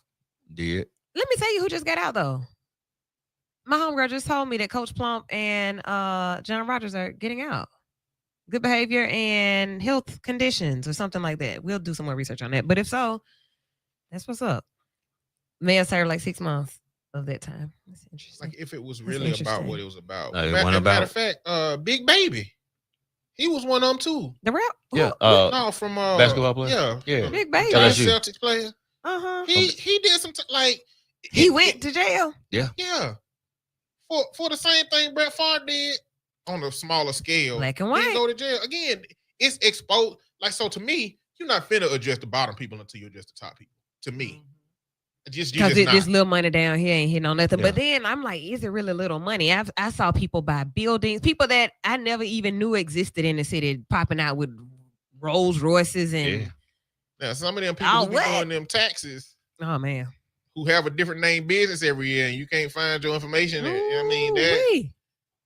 that's harming the people. You So- know what I'm saying? Okay, so I won't say anything until it starts to harm the people or harm my people. It gotta harm the people. If it harm a corporation, I don't care. They Gotcha. got it. They That's just fine. like stealing from Walmart, Eddie. Folk be like, yeah, I always do self checkout at Walmart. They got enough. Is that okay? It's okay with me. Thou shall not. It's helping them. I mean, like, folk be like, Like man, if Jesus owned Walmart, he'd be giving them bread and fish for free. So I don't care about capitalism. I'd be in that like, form. Yeah. I'll self But we say checkout that until it closed. until Fairfield Walmart going out of Just business gone 2 out of- times. 'cause yeah. Man, but I got so much That good happened stuff to when they went out of Target business. too. Which one? A bunch of Targets started closing because people kept stealing from them too much. Mm, That's well, what happened. okay. They calculate in Okay. the losses. They're Yeah. not going to. The losses have to be catastrophic. Yeah. The losses have to be like they'll close a Walmart in an area where they ain't getting the money and the stealing is happening too much. That's not normally because they want to leave the areas, normally because they can't keep employees. Like it's a whole bunch of reasons why, but otherwise we gonna stay here. It's financially beneficial either way around for us to stay here. So they calculate the loss, that kind of loss into it. But like I said, you got to live with your wrongs in the sense of if you do your wrongs to a certain degree or those wrongs escalate. And to me, again, harming the corporation, that's between you and their legal team. Okay. And your own spirituality, your faith, whatever leads you in life, you're gonna have to deal with that. But when it comes to harming people that don't deserve to be harmed, then So look, okay, let's keep going. Go ahead. So you're gonna speak up if it's the old lady Yeah. being abused. You're gonna speak up if it's the kid being abused. Uh-huh. Right? yeah. Well, All I right. got to. Well, yeah. Mhm. And that's kind of where I think with the corporations, when it goes out of business in the hood, everybody gets abused because now it's a big tax pool that's lost, and the opportunity to have shopping privileges is gone. So Okay. you got there's a lot of losses that took place with that, right? Okay. So I work at a restaurant and we have access to the lamb chops. Okay. You know, we ain't really buying no Killing lamb chops. Yeah, no, we're not doing that. But I get a box of them every now and then and I sell some plates on Facebook. Killing it. Killing it. What you gonna come to my job and tell on me or you gonna come buy this plate? Mm-mm. Go by the plate. Right. I don't know where you got it from. Okay. Now I see you get it. But I'm gonna call That's a you different company. when we We at gon- work though. Hey, Okay. dog, don't do that. Yeah, that one. I'm not getting the plate either. Okay, so I'm just not mad. I'm just not. They need to update security. They need to lock them lamb chops up. So it's still about the big fish. I can't worry about you. It's about the little, like we are concerned about the people at the Yeah. bottom. The people. Like Power us. to the people. They not like us. They not like us. Okay. So since Trump them not like us, we ain't worried about them. Diddy them, they ain't like us. We don't have the same issues, bro. Like we ain't doing the same things. I ain't ever bought. You never ever run out of baby oil. Never. Anyway, and you like we not the same. I ain't never ran out of baby oil, jail for real. I just be want a new one. You done bought 100. Thousands of cases. Something is wrong with you. Okay. Yeah. We're not the same. They're Same. not like us. You know, one Not of the the comments say PPP loan stealing from taxpayers. The stealing from taxpayers I'm concerned with is going to Israel. Mm. I'm not worried about the PPP loans being stolen. Like a lot of my taxpayer dollars is stolen as far as I'm concerned because I they do a agree. lot of stuff that I'm not interested in it doing. For sure. If that PPP loan helped somebody get right and they didn't get caught, the system should have been more tight. So Wow. look, no matter the argument, hey, they should have had more security. Hey, the system should have been better than that. Hey, Got to beef it up. you got to tell you better. Hey, Y'all know we're sending that money to Israel for them to have the free health care that they won't give us. yeah, Like- yeah. Like, as a society, we could be bought. This is how brazen our leaders are. We could be bought. They could say, hey, listen, so that they shut up about everything else we do. The 1%, they could get together and just say, let's make sure that their rent is covered. Okay. Let's make sure that their health care is covered. Okay. They could do that. They could absolutely do there's that. enough for them to do that, and it wouldn't be a hair off of their back. For how But- long? That forever. Okay. Money is just worth what we agreed it'll be worth. Okay. So yeah, Let's do it. we could be bought. I mean, But- we're bought easier than that. Somebody just said to me the other day, you have these voter registration drives and these events, and all you gotta do is feed the people like free hot dogs and hamburgers. We're coming every time. Keep that in mind. Always a meal, some kind of meal, a food box or something like that, or some entertainment. Give me a show, a free show. But I'm like, honestly, what else do people want? What else does it take? Free show. It doesn't take much more Pack the than parking that. lot. Well, that's because we're in such a positivity deficit. We're in such a deficit of having something valuable that like the trauma response is taking whatever crumbs is thrown out and fighting over them. Yeah. See it right there. Uh-huh. So okay. That's what happened when you're in survival mode. Okay. So the next great hope comes with a t-shirt and a swag bag. When they had a problem, you calling it a swag bag or wear your swag. But the next great hope comes with a swag bag. We're gonna bring in an artist or some type of professional athlete, and I'm gonna give a little speech and tell you guys I'm running for city council or mayor. Mm-hmm. And then you're gonna vote for me. Bingo. Simple as that. You're not gonna go check my website. You don't really know anything about me or what my truth is. I saw the athlete. Okay. And I got a swag bag. I mean, that's just how shallow we are. Okay. So we can be bought for free. Almost. I really don't need much. This one meal. This is one hamburger and Give one me hot some dog. tickets. Man, you get me in the press box, cuz. I don't know that I like the term shallow. I think we indoctrinated. We're conditioned. The reason our brains say the reason we be like get a 9 to 5 is because school was our 9 to 5. Ain't nobody woke up in no society and said I want to spend 60 some of my years working. Going to work. After I spent 18 of my years doing work hours doing work. I have to survive. And the only way I'm going to survive unless I'm like the 1% is that I go to work. And now they sitting up here in the White House telling us that going and get college degrees is a problem somehow. These liberal schools is teaching the wrong thing somehow. Because they don't have them. Because we learning about the scientific method and we learning to collect data. And then you want to bring in a bunch of people that don't know nothing about the jobs. They ain't informed about what they doing. Who got their own financial gain from denying vaccines and autism. Oh, God. And I mean, it's just, they will just want to continue to have the masses uneducated. And if we're uneducated, a hamburger, a hot dog, and a swag bag are all that's needed. Yeah. If I am educated, I'm coming to a town hall meeting and I'm going to attack you with facts and not violence. Oh, my goodness. Oh, Mr. Robert, what's up? He said Birmingham elections are won with free hot dogs, no policies.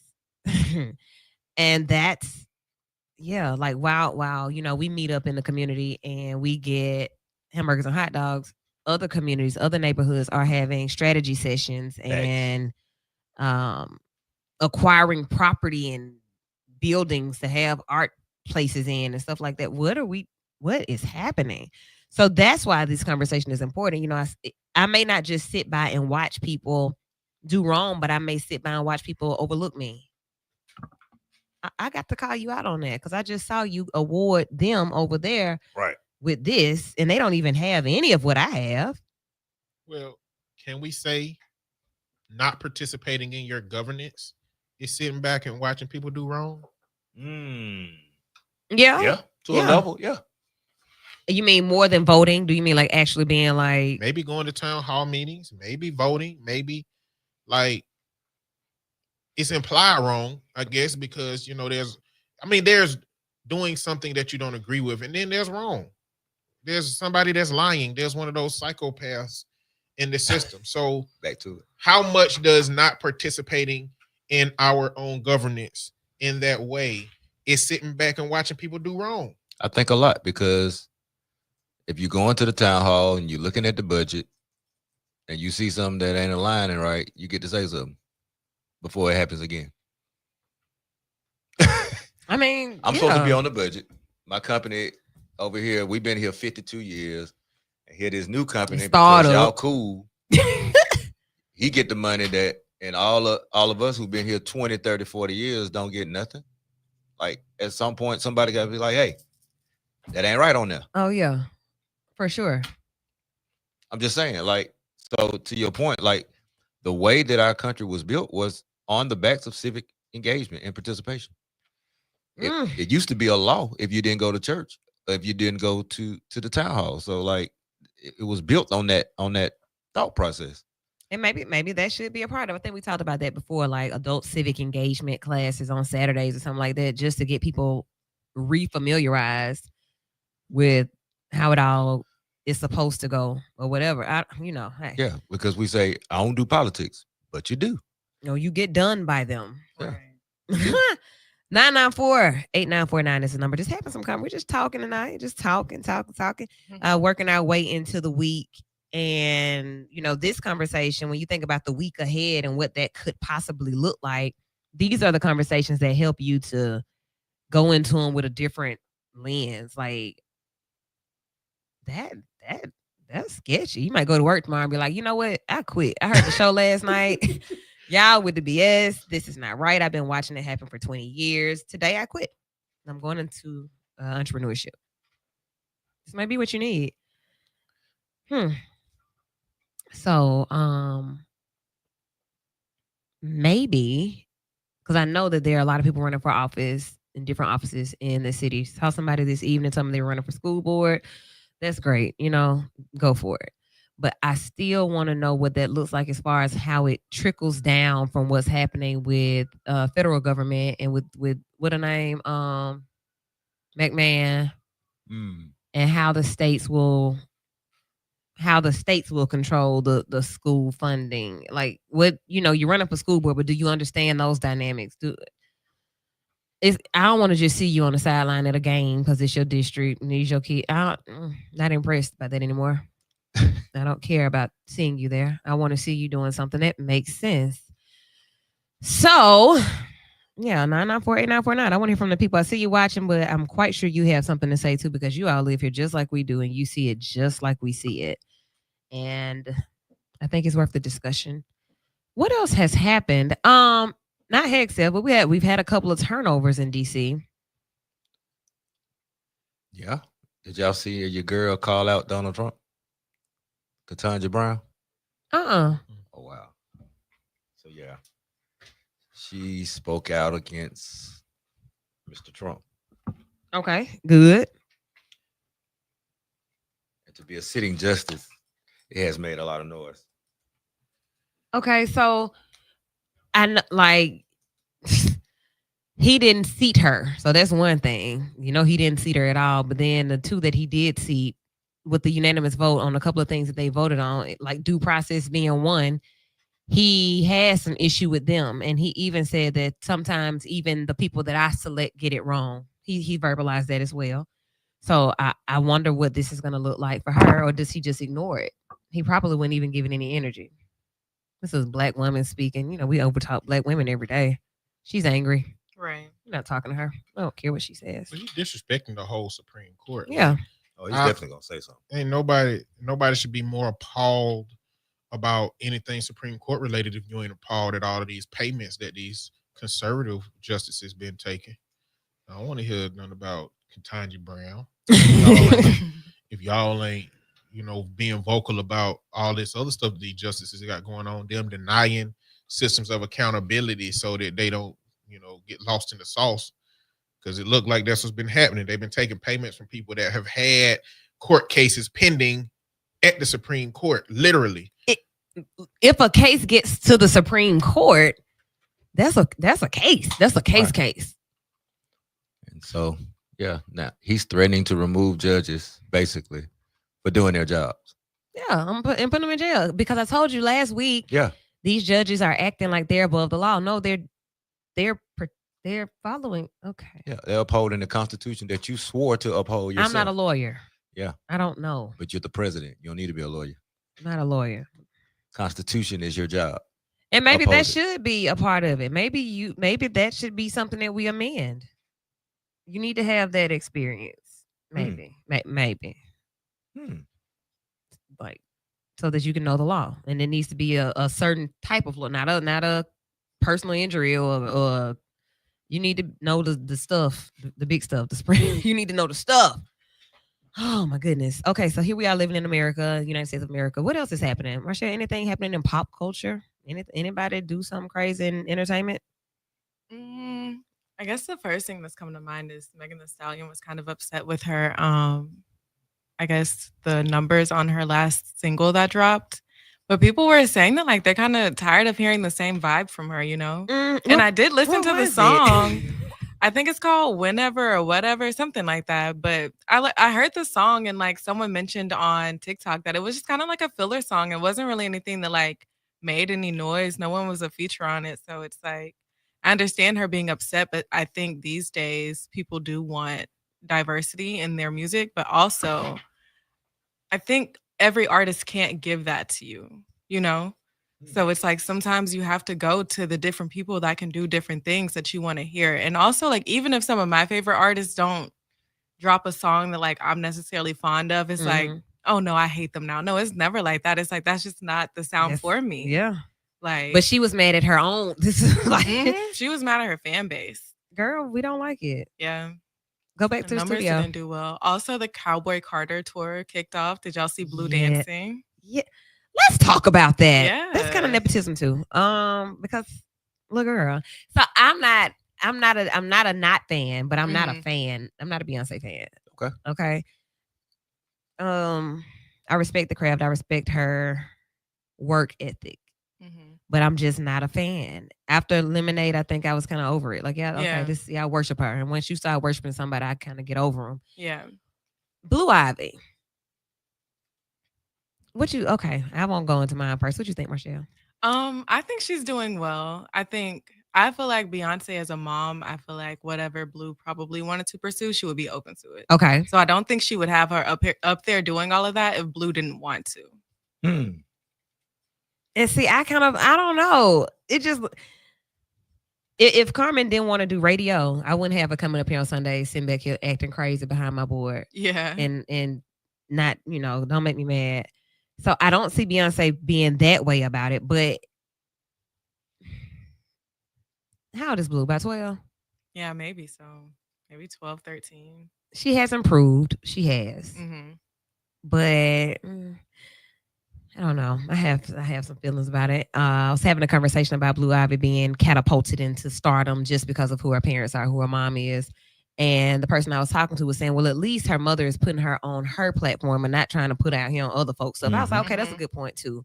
Because you could be like Kim Kardashian and take somebody else's role that's capable of acting and doing what they're doing. I was like, okay, Kayla, I got you. That's a good point. But I'm not impressed just because she's Blue Ivy, just because she's Beyonce's daughter. I'm not. She ain't killing it. I said it. No. Yeah. No. Maybe she should try to rap like Jay-Z. She got a rapping daddy. Like, I don't know, y'all. Yeah. Okay. There's moments, there's like personality moments between Beyonce and Blue Ivy. Really? When she won that country award, the TikTok right after that was about Blue being like, "Get up, like what you doing?" type energy. Whereas like she might be the family manager for real. Okay. Like, she might be the glue. I can She take might that. be the one getting them together a little bit, because it's like these little moments of personality showing up is showing that like she is her own person. That's more what I want so to see. than Beyonce kid or Jay-Z kid. Okay. You I know? want to see that. Give me And that. and maybe they want that. That's what I want. Yeah. Because I'm sick of the Beehive trying to make it be that she, y'all get out Blue Ivy. Blue just did what another, just basically she was swinging her hair. Yeah. Family manager, I like that role, Eddie, and I can see my daughter being that for us too. Yeah. Because you don't want to do radio, you don't want to be a therapist, and that's cool. You don't have to do any of this. But what about, like, let's go back to Trump them. All of them have a lot of children. Elon Musk got so many children. They don't ever have to work. Well, they might, because he's been losing money. They might have to get a job.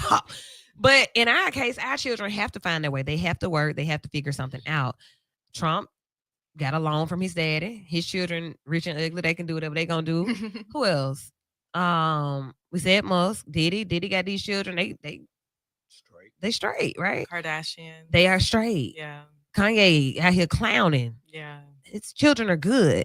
So they not like us. They have, and we have different situations. Like,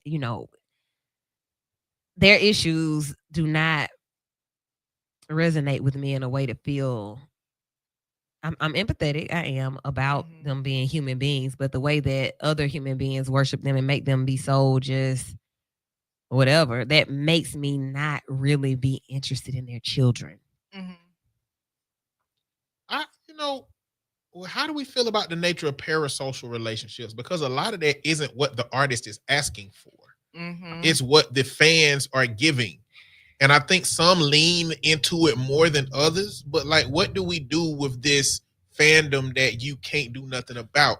I think a lot of that is that, like, Nicki Minaj lean into it. She'll send her folks after folks. The Barbs are crazy. I remember when she was getting into it with Nicki Minaj, people were like trying to find Nicki was getting into it with Megan Thee Stallion. People were trying to find Megan Thee Stallion's mom, like, grave. I do remember that. Yeah, like, And they're crazy. The hotties ain't moving like that. No, they didn't move like that with Nicki. Now the Beehive, they move if you say something about them. If you say something negatively about them on TikTok, it's a wrap. But I think that's parasocial. I think that's kind of like, I think it's more. I didn't ask y'all to act like this. They coming for you. Yeah, I think it's more people out there that's like the lady that killed Selena. Oh, man. I think it's more of them people out there who are creating what is the craziness that we see in the Beehive. And Beyonce would not want to meet those people on their best day. True. Did y'all watch Swarm by Childish Gambino? It was basically a show about like a fan, like a deranged fan, like trying their best to get close and like killing people in order to get closer to their like superstar or whatever, like their favorite superstar. But I felt like people were saying it was about the Beehive, but it was really given like the Barbs. The Barbs are crazier than the Beehive to me.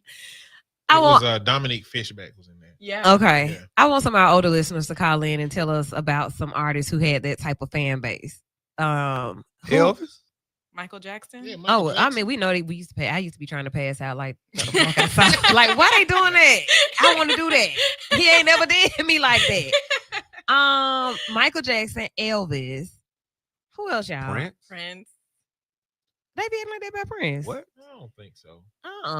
Man. Well, so, but the difference is that a lot of people didn't have as much access to them that's the thing today. Yeah. Access is the thing. Like, I mean, to be able to just drop a track on Spotify and listen to it versus all the channels that it got to go through back in the day, you get so much music. Not only that, but like, imagine if Michael Jackson was streaming on apps every day. You know what I'm saying? And them little girls running up to the vehicle after they saw him streaming. Okay. Imagine if we had all the information that we have, from those old celebrities today. Their fandom would have been multiplied and been dangerous. The Temptations, like you saw how it went the 5 Heartbeats, and they out there on the gate. They climbing the gate. Man, they chasing the car down the street. What you gonna do with them once you get them? Pass out. Rip them to shreds and go to jail. No, literally. Okay, so the fandom, I saw there was a fight outside of Beyonce's concert. Oh, yeah, I saw that too. I don't know what that was about, but them girls was going at it. That happened, and the ticket prices, that's been an issue Yeah. I'm trying to figure out why you paid it. Well, because they are super fans. Yeah. I like her, but And it's them ticket companies that be monopolizing the system and not being Mhm. secure enough that a bunch of people ain't buying them up and scalping them and then raising the price of them then. There's legislation about that as well. Everything is, I don't do politics. Yes, you do. There's a bill that was presented, and I want to say passed, Taylor Swift and somebody else, another artist, where Ticketmaster had some issues with their ticket sales about those 2 shows or about those 2 artists. And they ended up passing this legislation. I don't know how it's playing. I don't know how it's playing out, but it had to go to the courts. Y'all not gonna keep on. What's Taylor Swift fan? Who are they called? The Swifties. And people say that her fame really like skyrocketed after Whoa. Kanye. Do y'all think that's true? Because I used to Yes. kind of listen to her in like elementary school, but it was never serious. You know, 'Cause, she had girl, bops here and there. Absolutely. I'm gonna let you finish. Oh, what? Like who he just do that to? That is Yeah. how I found. Okay, Yeah. I knew you. Oh man, this is so entertaining to me. Not only that, but Taylor Swift lore is something that they love. As far as every time she done broke up with one of her boyfriends, yeah, an they love album that. come out. So she the white Mary J. Yeah. Pretty much, yeah. facts. Mm. That's a fact. Okay. That's how she get down, and it's good. We are For them. never okay. Cool. I hope ain't nobody. Well, never mind. Okay, The Swifties, the Swifties. behind, like But even that's why I don't be.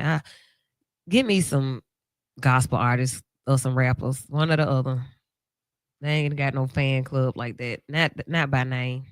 Just we like the artists, but they worship the artists. Yes. They go. They know their kids. They name their children after their children. Mm-hmm. that part.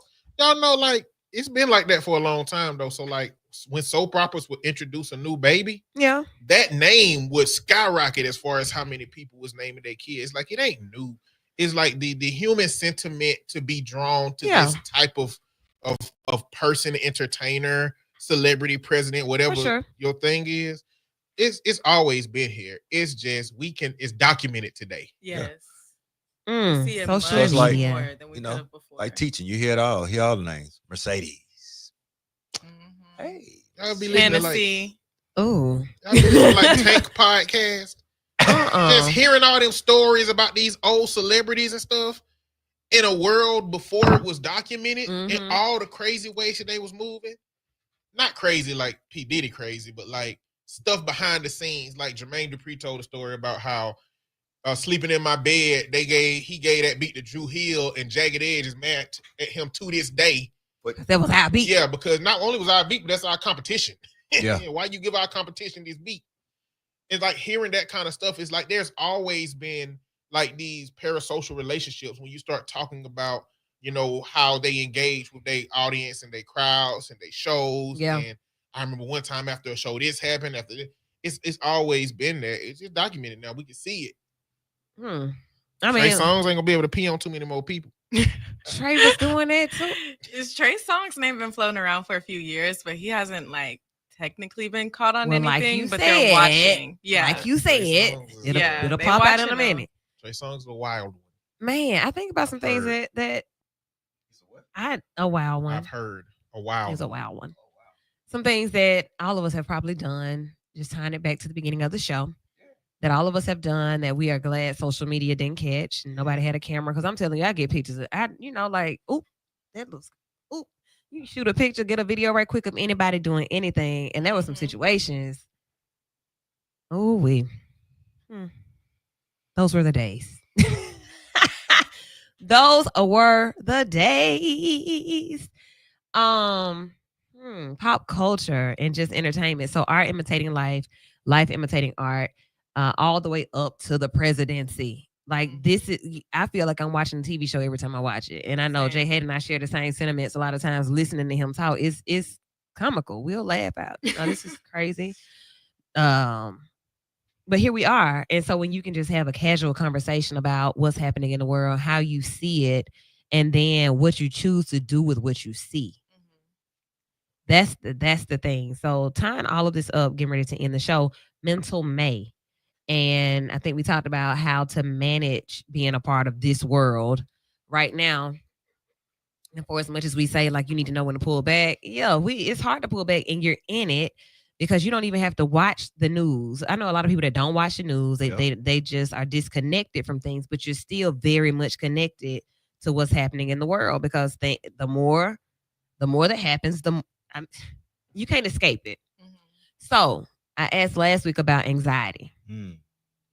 This week I would ask about isolation. I hear a lot of people saying, I can't stand people. I don't like people. Oh, I don't do people. I hear that all the time. I don't like people. These two people are outside. I'm going back in. What's your thoughts on that? I like people I like. I don't like those people over there. Same. I like these people. Okay. Yeah.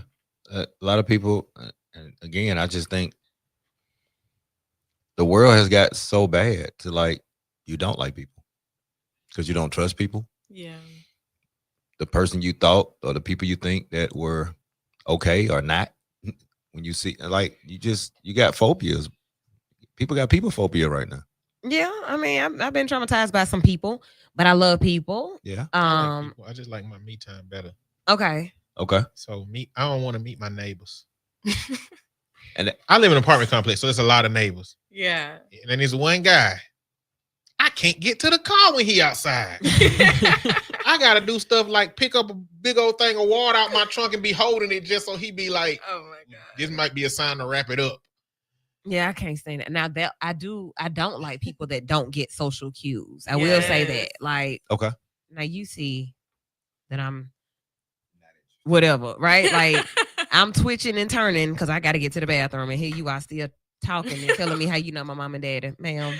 Please. Oh my God, people I like got to that get pee. on my nerves. Like, read the room or asking the next question. Don't ask the next question right now.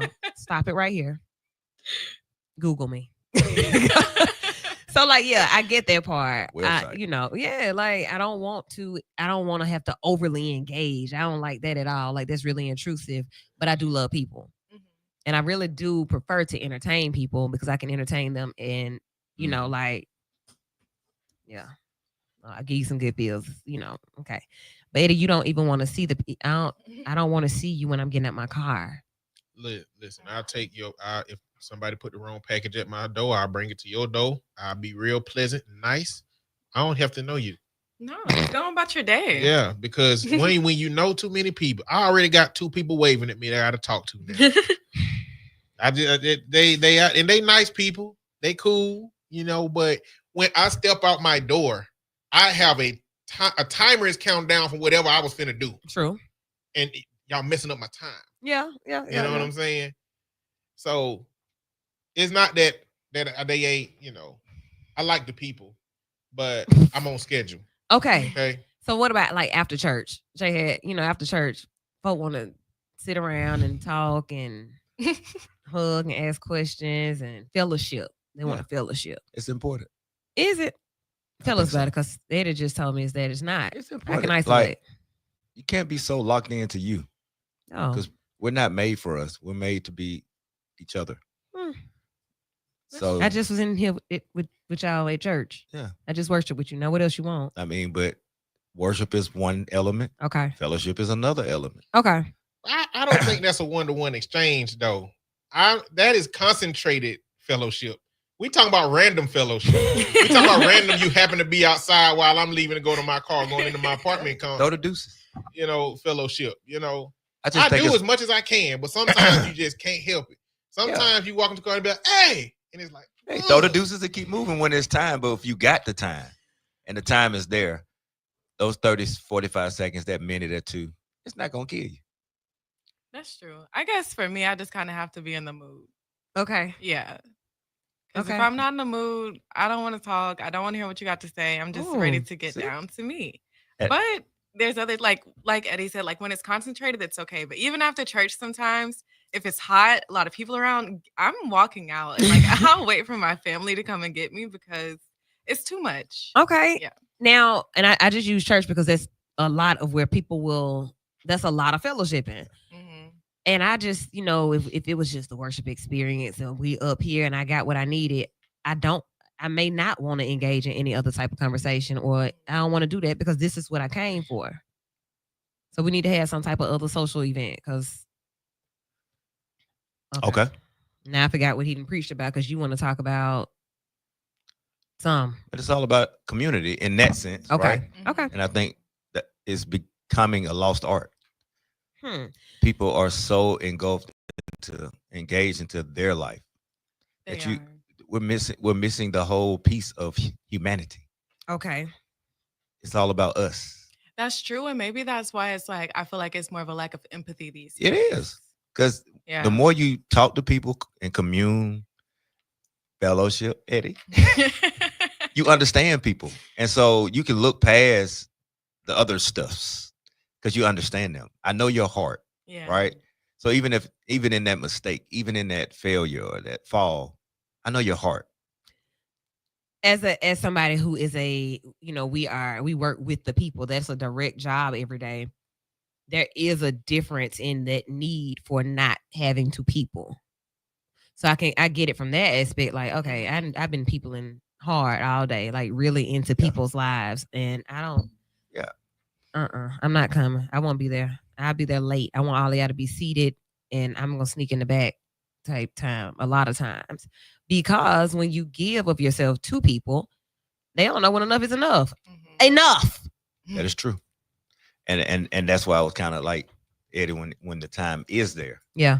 Right. Because a lot of times you don't have time. And in this field, y'all know, you pour out so much that you just want to go close your door. If it's wine, you chill. If it's a frappe or some hot cocoa, Yeah. you just want to get to that My, place my. to decompress and debrief and see it all again. But coming out the door, hey, throw the deuces, keep moving. Hey. But we don't get that now. Even these children, they walk straight down the halls. Like, I just like, Yeah, they're it's a they're value really is different. bad. Like, Okay, so the pandemic did this to people. I think so. Let's A lot talk of about it. isolation. I think a lot of it, because like one of the things that and this is what I call Nisi, her class. I started doing this. We went straight back to ground basics communication. Good. Like, you walk into my class and you don't speak. Like, where they do that at? Right. So, good morning. And like I told her, hey, if I come in, I'm late. Good morning to you because you were here first. So it's like, then slowly but surely, they caught on, right? Yeah. Like it's when like you walk into a room, hey everybody. Yeah, just Yeah. okay. I was here first. You speak. Yeah. Just- It's like common decency isn't being taught these days, I guess, or just people just no longer care about it. Yeah, it's we're forgetting the good norms. Yeah. I get traditions, and I'm not a traditionalist, but when there are good traditions in place, why change those? Like speaking. That's Speaking is simple. to Yeah, me that's the like bare norm. minimum. Holding the door open, making eye contact at some point. Mm-hmm. I was having a conversation with somebody about how I was raised that when you walk into a room, you don't interrupt grown folks talking. But I've met people who have been taught that when you walk in a room, you speak. Yeah. Or it's disrespectful. And when those two people meet, both of them perceive each other as being disrespectful because of the different ways that they were taught. Yeah. So I think a lot of this stuff is we are getting a lot of data on how all of our existences come together. It used to just be you only got to see inside your household and maybe a cousin household or something. And those were going to have some serious overlap because they was raised by auntie and daddy was raised by the same parents. But now we are just seeing so much data about all of the different ways people exist, all of the different ways people parent and are parented, all of the different traumas. And it's making us feel like we are seeing more of a problem. I think the same problems have existed for a long, long time. I think that the society now is like the Sam clubs of nonsense. It's just you get it in bulk on TikTok, you get it in bulk on Facebook, you get it in bulk on Twitter, you get it in bulk at church, you get more of it everywhere. You know, than it has been. And it's giving us the illusion that it's more of it. And I think that it being more of it, we're looking at the wrong place. We're looking at the wrong place for what the solution is or how we're supposed to engage with that is. Because me, frankly, I believe that it's been the same the whole time. I don't think society is changing to the degree that it's just that much more of a problem as far as that goes. I just think we have more access to it, which means that we got to be more intentional about the messaging that we are imparting on the youth. And in the Black community, we got to decide how we actually want to exist as a unified parent, as a unified husband, as a unified wife, as a unified. We got to decide that, because otherwise we just operating off of the template the white supremacy gave us, because we just doing the stuff they say. Just Right. do in Rome, do as the Romans do. I saw a sticker that said, "I don't care how you were raised, unlearn that ish." So like when people say, well, you know, I wasn't raised like that. I didn't have that. I don't know that. Nobody taught me that. Right. Not an excuse. No, because now you know. You can correct it. Yeah, now you're being made aware of, and when you walk into the room, hello, you know. At the event that I was at today, talking about parenting, when you can't take what you perceive to be the good stuff from your childhood if your childhood was forged in the fires of trauma, because even the good stuff is impacted by that trauma. You have to wipe all of that clean and start from scratch. Like you can't, the stuff that you keep from a fire is still problematic. Like it's still messed up. And I learned that from when my car blew up on the interstate, and my watch was impacted because it sat there in that smoke. On the outside, it looked good, but what I know is that the inside of that watch had all kind of smoke in the parts. Yeah. That impacted its functionality. And that's what's happening when you try to take what you believe the best things to be from your childhood trauma to be. You got to wipe all of that stuff clean and start over from scratch. You gotta be willing. You have been tuned in to the show. And Kendrick, now you come in here in the last 3 minutes and say we first have to get married. That's a whole nother show. Cause what?